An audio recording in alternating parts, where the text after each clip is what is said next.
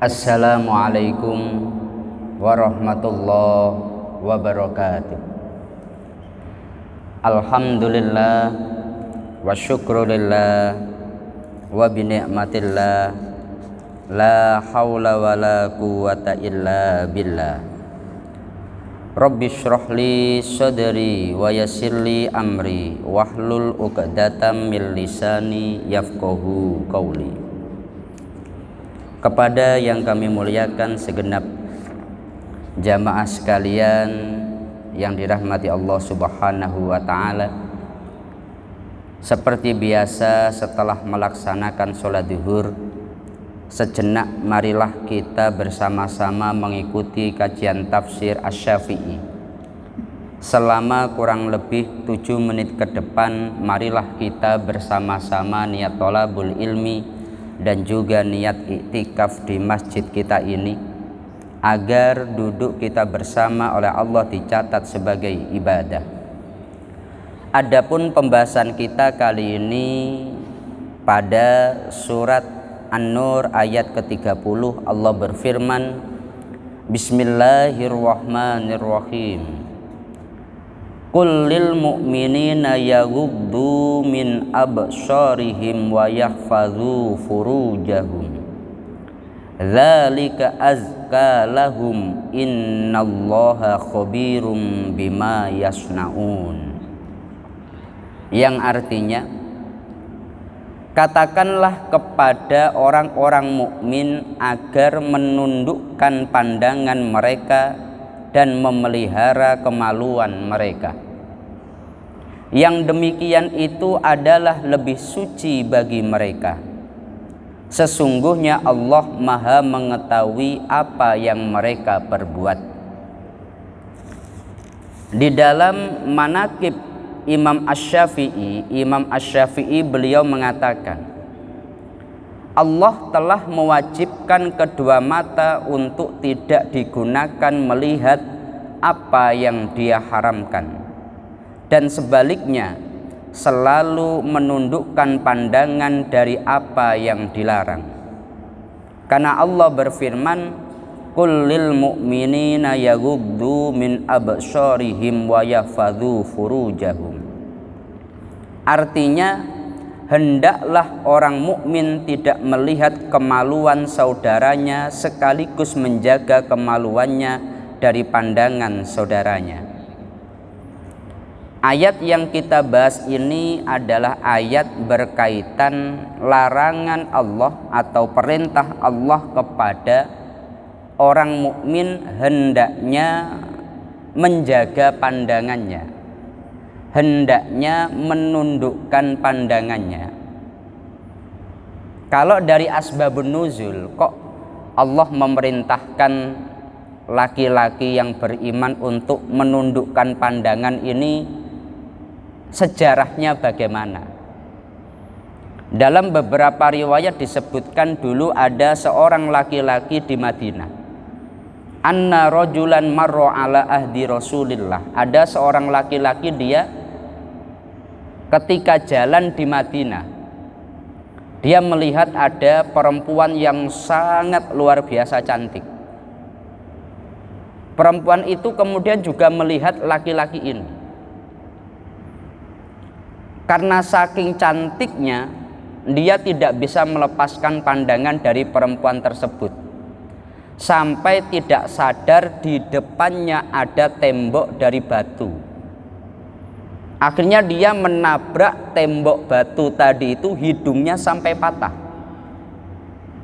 Karena dia merasa kesakitan, hidungnya patah, dia berkata, Wallahi la ausilu ad-dama hatta ati Rasulullah sallallahu alaihi wasallam. Demi Allah, aku tidak akan membersihkan darah di hidungku sebelum aku lapor pada Nabi. Masalah ini bagaimana? Maka ketika Nabi Muhammad mendapatkan bahwa hidung sahabat tadi patah gara-gara melihat perempuan, Nabi langsung beliau mengatakan, hadza uqubatu dzambika. Ini hukuman atas dosa kamu. Kalau sekarang mungkin syukur gitu, rasakan gitu. Ada seorang sahabat, dia tuh melihat perempuan, kemudian dia nggak melepaskan pandangan dari perempuan itu sampai menabrak tembok, hidungnya sampai patah. Ketika Rasulullah melihat ini, Rasulullah tidak membenarkan, Rasulullah malah menyalahkan sahabat ini.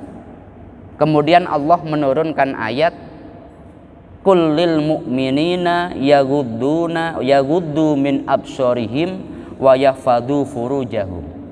Perintahkanlah kepada orang-orang mukmin untuk menundukkan pandangannya. Maka kita melalui ayat ini diperintahkan untuk menjaga pandangan kita dari hal-hal yang diharamkan Allah Subhanahu wa ta'ala. Bahkan ketika seseorang dia itu berada pada satu tempat yang sangat rentan melihat hal-hal yang diharamkan, oleh Rasulullah itu dilarang. Rasulullah dalam hadis beliau menyampaikan, iyyakum wal julus ala turuqat.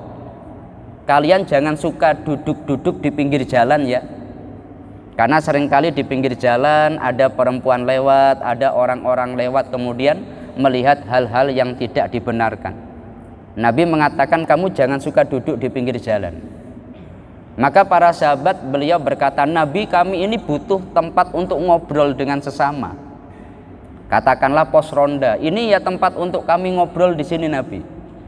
Maka Nabi mengarahkan, kalau memang kalian harus duduk di tempat itu, kalian harus memenuhi haknya.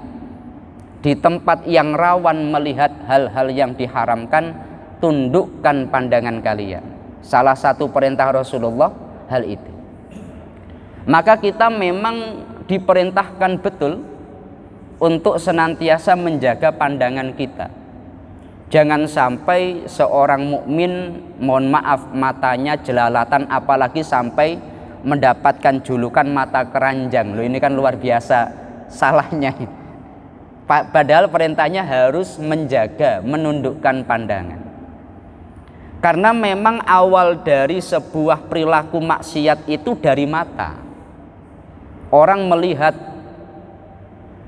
satu kemaksiatan akhirnya terdorong untuk melakukan.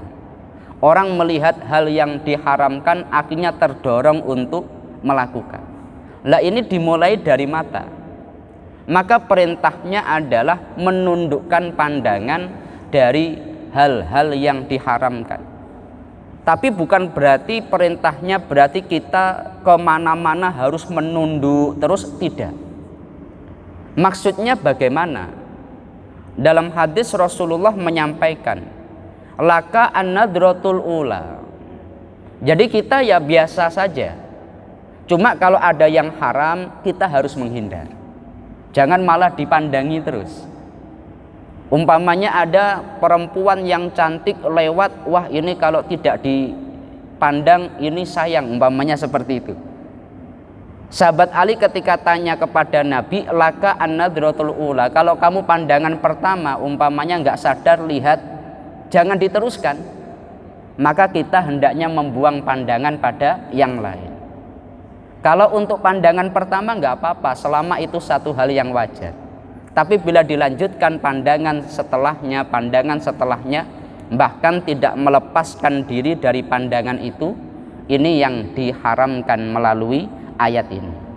Ya, semoga melalui pembahasan ayat ini kita semuanya termasuk orang-orang yang bisa menjauhi kemaksiatan, sesuatu yang dilarang Allah, dimulai dari sumbernya, yakni dengan kita menundukkan pandangan kita bersama. Semoga ini bermanfaat. Mari kita tutup dengan bersama-sama membaca surat Al-Fatihah. Al-Fatihah. A'udzubillahi minasyaitonirrajim. Bismillahirrahmanirrahim. Alhamdulillahirabbil alamin, arrahmanirrahim, maliki yaumiddin. Iyyaka na'budu wa iyyaka nasta'in. Ihdinas siratal mustaqim, siratal ladzina an'amta 'alaihim ghairil maghdubi 'alaihim waladdallin. Amin. Kurang lebihnya dari kami mohon maaf. Akhirul qauli wallahul muwaffiq ila aqwamit thoriq. Wassalamualaikum warahmatullahi wabarakatuh.